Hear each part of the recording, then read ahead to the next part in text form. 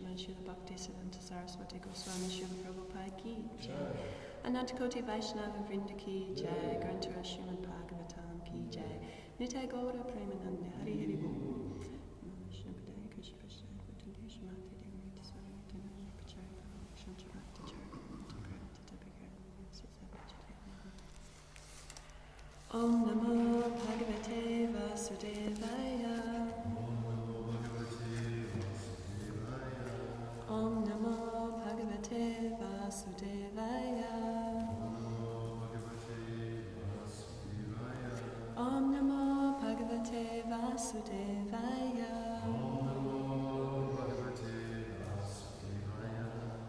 We're continuing third canto of Srimad Bhagavatam, chapter 29, texts 11 and 12.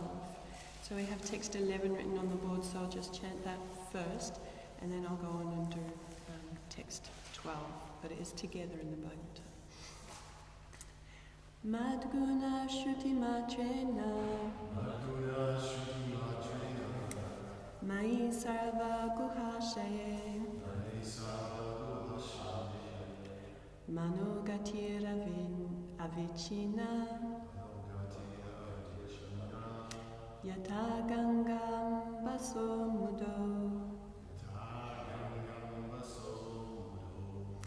Madguna Shruti Matrena Mai Sarva Guhashaye Manogatir Avichina Yata Gangam Basom Buddho Madguna Shruti Matrena Mai Sarva Guhashaye Manogatira Vichina Yata Gangam Basom Buddho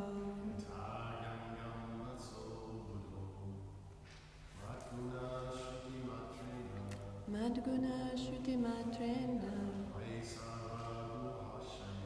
Mai Sarva Guhashaye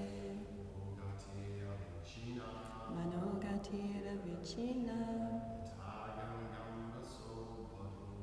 Yata Gangam Basom Buddho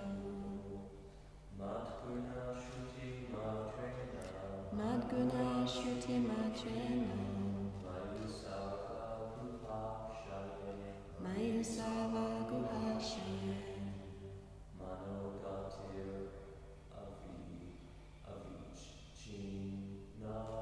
Manogatira Vichina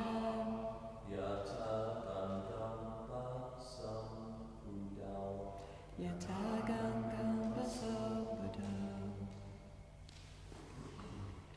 So I'll chant the next verse, text 12. Lakshanam Bhakti Yogasya Nirgunasya Hyudavritam Ahaitukya Vahahita Ya Bhakti Purushottame.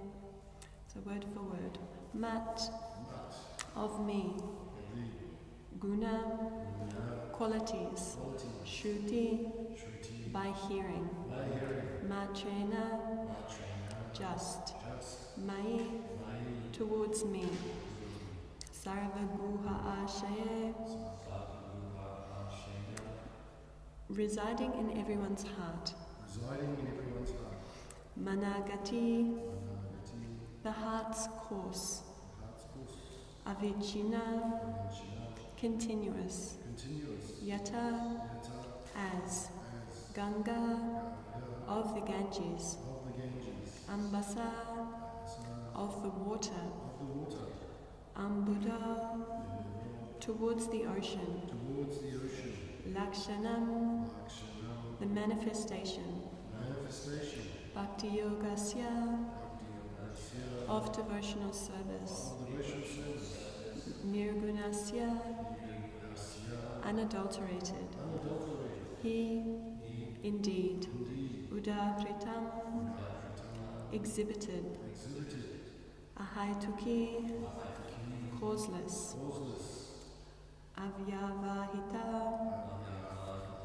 not separated, ya, which, bhakti, devotional service, purusha uttame, towards the Supreme Personality of Godhead.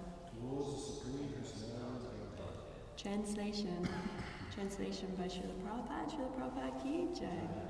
Translation: the manifestation of unadulterated devotional service is exhibited when one's mind is at once attracted to hearing the transcendental name and qualities of the Supreme Personality of Godhead, who is residing in everyone's heart. Just as the water of the Ganges flows naturally down towards the ocean, such devotional ecstasy, uninterrupted by any material condition, flows towards the Supreme Lord. In Srila Prabhupada's purport. The basic principle of this unadulterated, pure devotional service is love of Godhead. Madguna Shruti Matrena means just after hearing about the transcendental qualities of the Supreme Personality of Godhead. These qualities are called Nirguna. The Supreme Lord is uncontaminated by the modes of material nature. Therefore, he is attractive to the pure devotee. There is no need to practice meditation to attain such attraction. The pure devotee is already in the transcendental stage, and the affinity between him and the Supreme Personality of Godhead is natural and is compared to the Ganges water flowing towards the sea. The flow of the Ganges water cannot be stopped by any condition. Similarly, a pure devotee's attraction for the transcendental name, form, and pastimes of the Supreme Godhead cannot be stopped by any material condition. The word avichina, without interruptions, is very important in this connection. No material condition can stop the flow of the devotional service of a pure devotee. The word ahaituki means without reason. A pure devotee does not render loving service to the personality of Godhead for any cause or for any benefit, material or spiritual. This is the first symptom of unalloyed devotion, anyabilasita shunyam. He has no desire to fulfill by rendering devotional service. Such devotional service is meant for the Purushottama, the Supreme Personality, and not for anyone else. Sometimes pseudo-devotees show devotion to many demigods, thinking the forms of the demigods to be the same as the Supreme Personality of Godhead's form. It is specifically mentioned herein, however, that bhakti, devotional service, is meant only for the Supreme Personality of Godhead Narayan, Vishnu or Krishna, and not for anyone else. Avyavahita means without cessation. A pure devotee must engage in the service of the Lord 24 hours a day without cessation. His life is so moulded that at every minute and every second he engages in some sort of devotional service to the Supreme Personality of Godhead. Another meaning of the word avyavahita is that the interest of the devotee and the interest of the Supreme Lord are on the same level. The devotee has no interest but to fulfill the transcendental desire of the Supreme Lord. Such spontaneous service unto the Supreme Lord is transcendental and is never contaminated by the material modes of nature. These are the symptoms of pure devotional service, which is free from all contaminations of material nature. Om Jnana Timidantasya Jnana Jana Shalakaya Chakshurun Militam Yena Tasmai Shri Guruve Namaha Jai Shri Krishna Chaitanya Prabhu Nityananda Shri Advaita Gadadhar Shri Vasari Gaura Bhaktavinda Hare Krishna Krishna Krishna Hare Hare Hare Rama Rama Rama Hare Hare. So this verse today is the culmination of the few previous verses that have described the different modes of material nature and how they can impact devotional service. The verse today, however, is completely free from that. The verse today is describing pure devotional service, spontaneous, completely pure devotional service. So this is our goal in bhakti, as we all know. And this is the goal that we can keep firmly in our mind. and in our heart. It may seem, and it is, extraordinarily elevated position, but it is the goal that we're working towards. And Srila Prabhupada explains it very nicely, again and again. And we hear the aspiration of the great devotees is to come to this level. Even the great devotees who are at this level, they are still expressing they want to get to this level. It's a very interesting situation. So Srila Prabhupada, he quotes a few verses in this purport in brief form. And he quotes this verse that I'm sure everyone is very familiar with. Anyabilasita shunyam jnana karma dinavritam anukulyena krishna anushilanam bhakti uttamam. That these are the symptoms of pure devotional service. That pure devotional service is free from any tinge of material desire. It's free from any tinge of monistic philosophy or mental speculation. Jnana here does not refer to the knowledge acquired in devotional service. Jnana and karma, it's free from any kind of fruitive activity. As Prabhupada describes in the purport today, the pure devotee doesn't want anything from his performance of devotional service, nothing material or spiritual. A pure devotee is not performing devotional service for some gain. The pure devotee is performing devotional service purely out of love for Krishna. That I love you so much, therefore my whole life is absorbed in your service. Not because we want something, not because we want some gain. And that pure devotional service is always performed favorably for Krishna's pleasure alone. And the kind of classic example in this regard, favorable and unfavorable devotional services, Kamsa. He was always thinking about Krishna, completely absorbed in thinking about Krishna, wasn't it? But it was unfavorable, so therefore he's not a pure devotee, even though his thoughts were constantly absorbed in Krishna. But he's not a pure devotee because it's not favorable. It wasn't for Krishna's pleasure. So that's an important quality of pure devotional services, always performed for Krishna's pleasure. And as we are hearing here in this verse and purport, pure devotional service is spontaneous. And it's a beautiful example that just as the Ganges water flows down towards the ocean, then this devotional ecstasy of the pure devotee flows in the same uninterrupted way. You can't stop the Ganga. For everyone who's been in Ganga, she's strong, she's powerful, and she's flowing. She always flows towards the sea. And we have that very beautiful prayer by Queen Kunti in the same vein in the 8th chapter of the first canto of Srimad Bhagavatam. Tvayi mananya vishaya matir madhupate sakrit vratim udvahad adha gangivo gamudamvati. That, O Lord of Madhu, O my Lord, just as the Ganges water flows forever towards the sea, towards the ocean without hindrance, so let my attraction be constantly drawn unto you without being diverted to anyone else. And this very beautiful prayer of Queen Kunti, and we can recite that prayer, we can keep that prayer within our heart, because that is a prayer of spontaneous love. She's praying to Krishna, just as Krishna is going to leave Hastinapura after being there for some time.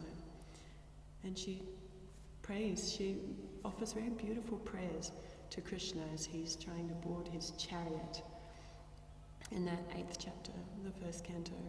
And this is a very important prayer, that, oh my Lord, just let my attraction be constantly drawn unto you without being diverted in other ways. And in the purport to that verse, Srila Prabhupada says, this is vyavasayatmika buddhi, this is that one-pointed spiritual intelligence, that one-pointed desire, that Krishna, let my attraction just be constantly drawn unto you.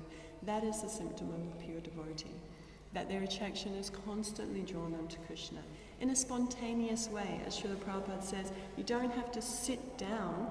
The pure devotee does not have to sit down and practice meditation, because the pure devotee's heart and mind and everything is simply absorbed in the Lord. Now, what I wanted to discuss a little bit today is at least speaking for myself, I'm not at that level. I'm definitely not at that level where I'm spontaneously attracted to Krishna. I understand, at least theoretically, that that's the goal. And that's very important. We need to understand always that that's the goal.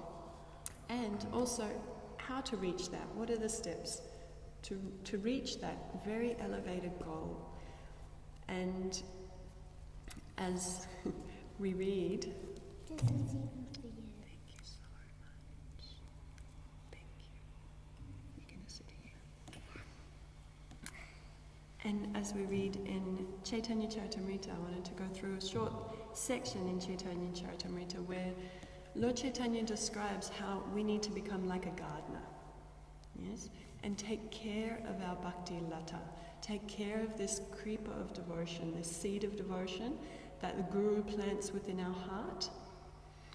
How do we take care of it? Because if we take care of it properly through the process of sadhana bhakti, then we will attain this most exalted goal of pure devotion. Srila Prabhupada says that over and over again.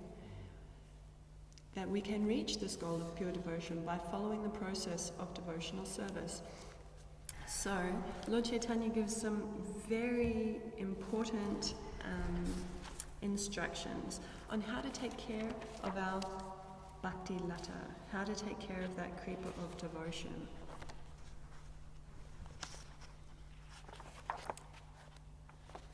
So I wanted to go through a little bit of that.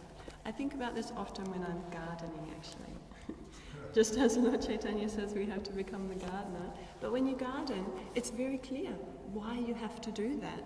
Because, especially when you're weeding, or you want to establish a plant. You want to establish a plant, Hari Priya Mataji, she's the expert gardener here, but the conditions have to be right.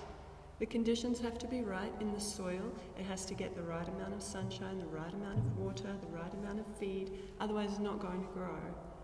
But then when it starts growing, what else grows up around your plant? Weeds. And you have to constantly, and you know what happens when you neglect your garden and it becomes full of weeds, it's very hard to distinguish where's the weed and where's the plant. Yeah? The weeds can become so strong you can't see the plant anymore. Or the weeds become so strong that they strangle the plant. And this is exactly what Lord Chaitanya describes to Srila Rupa Goswami in this Madhya Lila chapter 19 in the Chaitanya Charitamrita. And he does, and it's such a vivid and wonderful description actually of how we have to take care of this seed of devotion that the Guru gives us and Guru plants in our heart. So when we receive the mercy of the spiritual master and of Krishna, we receive this seed of devotion. And then it is up to us to plant it properly. So the seed of devotion sits within the heart. So our heart has to be prepared to receive that seed of devotion and able to nurture it. So Lord Chaitanya, he says, when a person receives the seed of devotional service, he should take care of it by becoming a gardener and sowing the seed in his heart. If he waters the seed, gradually, by the process of Shravana and Kirtana, hearing and chanting, the seed will begin to sprout. So what is that condition of our heart that is necessary for the growing of the seed? It's hearing and chanting. As we hear this again and again, but it can never be underestimated. Otherwise, if we're not engaging in hearing and chanting, the condition of our heart is such that that seed can't actually sprout. It can't blossom. It won't even get a chance to grow if we're not watering it properly with hearing and chanting. And this is very important. No, please don't break the garland, love. Don't break the garland. It's from Radhagiri. Don't break it. Okay. So at all times, actually, this hearing and chanting needs to go on. Even Lord Chaitanya describes, so when we're watering the bhakti lata nicely with hearing and chanting, it sprouts and it grows. And this creeper grows so far that it penetrates through the walls of the universe. Where are you I'm reading from Madhya Lila, chapter 19. This is now up to text 153. It's like 151 up to 163 that I'll kind of go through, summarize a bit.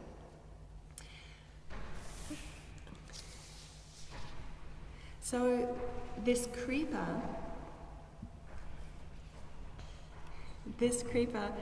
grows, and this creeper can actually get right up to Goloka Vrindavan. When it is properly tended by hearing and chanting, then that seed will grow until it attains the shelter of the lotus feet of Krishna, and it blossoms and blooms, and that's when we experience this pure devotion to Krishna, the pure devotional service. But how do we have to constantly take care of this creeper? Lord Chaitanya explains that even when the creeper reaches Goloka Vrindavan and produces the fruits of love of Godhead, it still needs the watering of hearing and chanting. It's not that at some point we can stop that. Okay? No, just sit with me. So it's constant. This hearing and chanting must be constant to take care of our bhakti lata. Now, Lord Chaitanya also describes that we need to protect the bhakti lata. So just as we're nurturing it by hearing and chanting, we need to protect it. And Lord Chaitanya uses the mad elephant as the example of something that can destroy the garden. Just here as if you let pukekos into the garden, destroyed, you know? And it's a real problem. It's a real problem. So just as we can see what happens to our plants with the pukekos, we see what happens to our bhakti lata if we allow this mad elephant of offense to enter into our garden. And it's offences of different kinds, and as we're aware, you know, we have offences in chanting, we have offences to devotees. So when we are performing our devotional service, but we're performing it with offences, then this is what allows the weeds to grow. So that's like, the weeds get strong and they can bind themselves around the bhakti lata. And Srila Prabhupada specifically in that regard, with the weeds growing, is offences in chanting. The mad elephant offence, so if something just comes, tears into your garden and rips it to pieces, that's Vaishnava aparad. That's offences to devotees. So that one is very, very obvious. You can tell straight away when the pukeko has ripped your garden to pieces. So when your devotional life seems to just be ripped to shreds, there's offence to the devotees there. Somehow that's entered, and that will ruin the garden. But in terms of protecting the garden from weeds, that is protecting from offences in chanting. So we need to protect our garden. Lord Chaitanya says that the gardener must defend the creeper by fencing it all around so that this powerful elephant of offences may not enter. So what is the fence? How do we protect our garden? We protect it by associating with devotees properly. We protect it by associating with the devotees, focusing on the loving exchanges between devotees and on serving the devotees. Then, powerful elephant of offence. So then, that builds a fence, and we know that being in the association of devotees protects us. It keeps us on the straight and narrow, yes, because when we're in the association of devotees, naturally we're hearing about Krishna. We're being inspired to serve Krishna. Being in the association of devotees is essential for our performance of devotional service. Don't stand there because there's a camera. People can't see. It's very essential.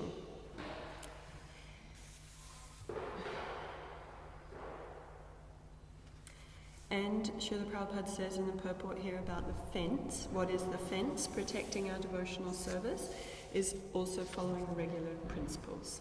So it's following the regulative principles and associating with the devotees. This keeps our bhakti lata safe behind the fence. Okay. And then Lord Chaitanya describes, as I mentioned, sometimes unwanted creepers grow alongside the creeper of devotional service. So these unwanted creepers are described as creepers for desires for material enjoyment and liberation from the material world. These things can grow along with our creeper of devotion. And as Prabhupada describes very clearly in the purports here, that they grow when we're inattentive in the chanting process, when we commit offences in chanting. That's what makes the weeds grow. And these weeds, Lord Chaitanya says here, if one does not distinguish between the Bhakti Lata creeper and the other creepers, the sprinkling of water is misused because the other creepers are nourished while the Bhakti Lata creeper is curtailed. So just as when in our garden, in a physical garden, when you're watering your garden, then weeds, they will grow, yes? And if we cannot distinguish between what is the valuable plant and what is the weed, then they may both grow, but weeds, generally they're very strong, and they will wrap themselves around the plant, or they will take the nutrients that the plant needs, and then the plant withers, and the plant is suffering while the weeds are flourishing. So just as Lord Chaitanya describes here, we have to be able to distinguish what is our devotional creeper and what are these unwanted creepers. That also comes about in the association of devotees, because we're meant to be able to reveal our mind and our heart to the devotees and take advice. And if we are aspiring, we are trying, we are endeavouring to chant with attention, then we will be protected from these weeds. Krishna will give us the spiritual intelligence to be able to distinguish what is the weed and what is the plant. So if we're properly taking shelter of hearing and chanting, we will have the spiritual intelligence necessary to see which one is the plant, which one is the weed, and then the strength in the association of the devotees to pull out the weeds. Lord Chaitanya says, as soon as the intelligent devotee sees an unwanted creeper growing beside the original creeper, he must cut it down immediately. Then the real creeper grows nicely and returns back home, back to Godhead, and seeks shelter under the lotus feet of Krishna. So, I just wanted to, it's so brief. You can go through these instructions really, really deeply. That's just really brief, skimming along the surface. But just so that we hear that and it's in our mind, that this exalted goal of pure devotional service, of spontaneous love, spontaneous attraction to Krishna, it's there in seed form in everyone's heart, yes? But we need to take care of it. We need to give it the proper conditions so that our bhakti can grow and so that it can flourish and blossom without being strangled by the weeds, by unwanted creepers that can grow along with it if we're inattentive in the application of devotional service. Can you add the needle of the... So would anyone like to make any further comments or ask a question about these things?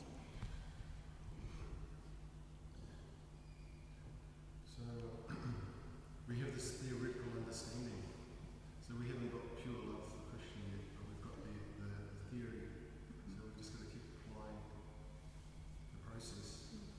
And then gradually, I guess this love will develop, our conviction, and then by reading and exposing ourselves to all these books that previous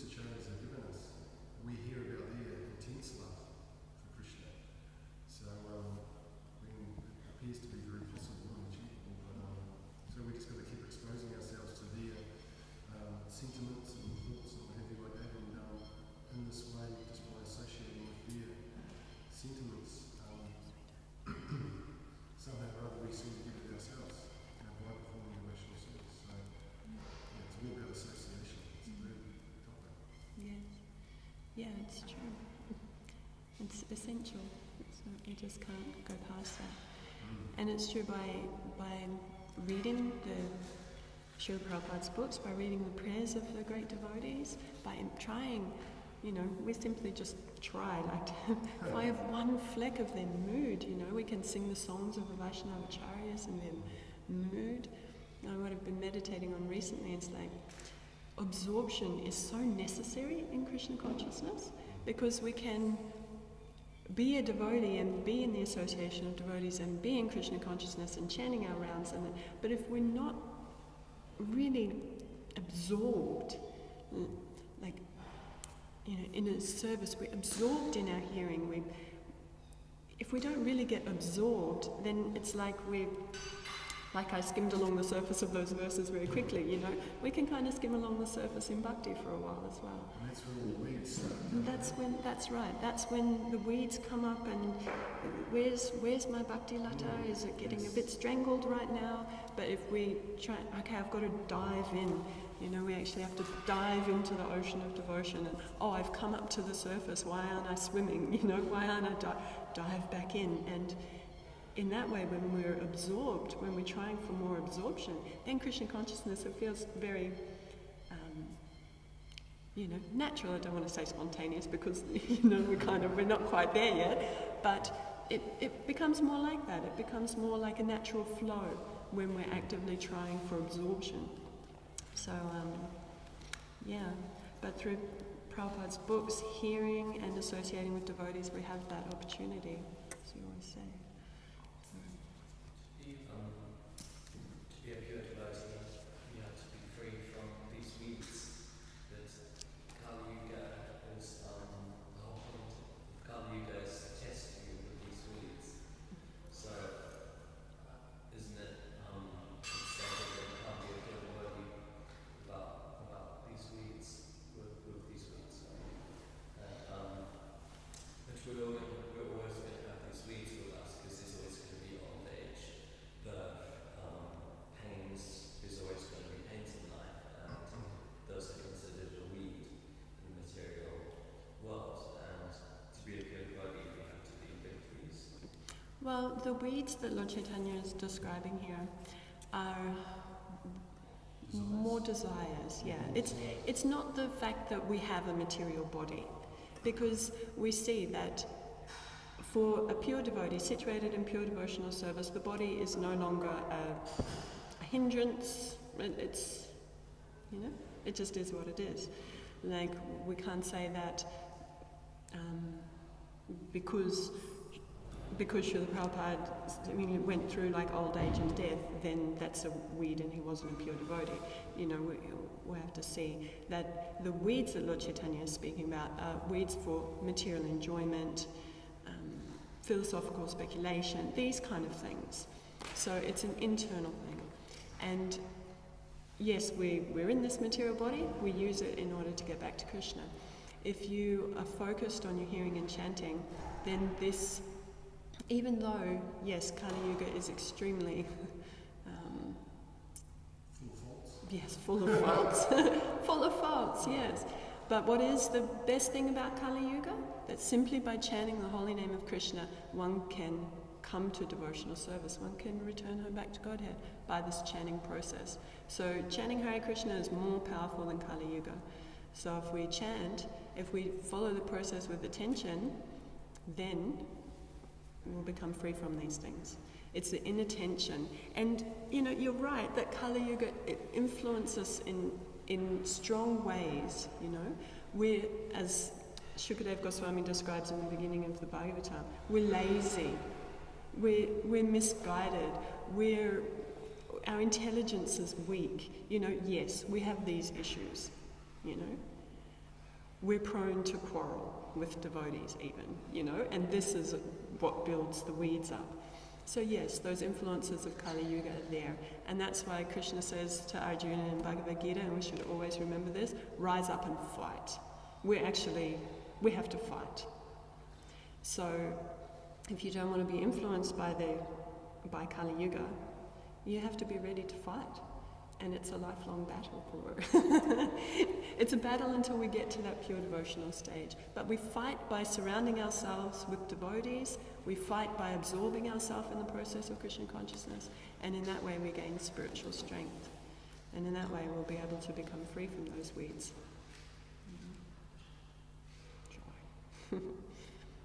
Sure. Oh, Prabhu? I was just thinking, we always get tested, you know, even 30 years on, you still get tested to see, you know, are you still sure this is what you want, and do you want some material enjoyment, and so yeah, the battle goes on for a long time. But we just have to have that, you know, firm conviction that I don't want to take everything. I don't want material enjoyment, I want to go with Krishna. Because if we keep coming and associating with him, then naturally we're going to become attracted to Krishna's qualities and his activities. Because they're the best. Krishna's activities and qualities are the best. By far. So we just have to keep reminding ourselves by coming in and yeah, but still we'll keep getting tested. So it is a bit of a long battle, but it's, you know, the reward is, you know, we get more realisation of this against what the reward actually is. And by getting that sort of understanding and realisation of what the reward really is, then that sort of makes it a lot easier. So it is, it's like being in a boat and going through a few storms and what have you, but we just have to be persistent and yeah, it'll eventually get there from it. No one says it was easy. And we can see by the number of people that are here now, you know, everyone's struggling and going to work. So everyone's still struggling with the body identification. So we should just be really grateful that we can be here. You know, that gratitude is a big thing also. You know, I'm grateful I'm here. I may not be qualified. I might still have so many faults, but the fact that we're allowed to stay here is also a great boon as well. So yeah, just take stock and contemplate and yeah, just get through today. Yes, yeah. Yeah, what does Rupa Goswami tell us, you know? Patience, determination, enthusiasm, following the regulative principles, associating with the devotees. You know, if we do those things, Prabhupada actually says there, I hope I'm not going to misquote, I'm pretty sure it's in that purport in Nectar of Instruction, that if we follow those things, then we will be forcibly dragged to success. Yes. And Prabhupada will take us, you know, if we follow the process properly. And when you have compassion on all those around us too, because we're all struggling and what have you, like so when the pride thing comes up, you know, I'm not doing so well, but actually you're right. So you're just being very equal for us through the whole process. Thank you, Prabhu. Granto Srimad Bhagavatam ki jai, Srila Prabhupada ki jai.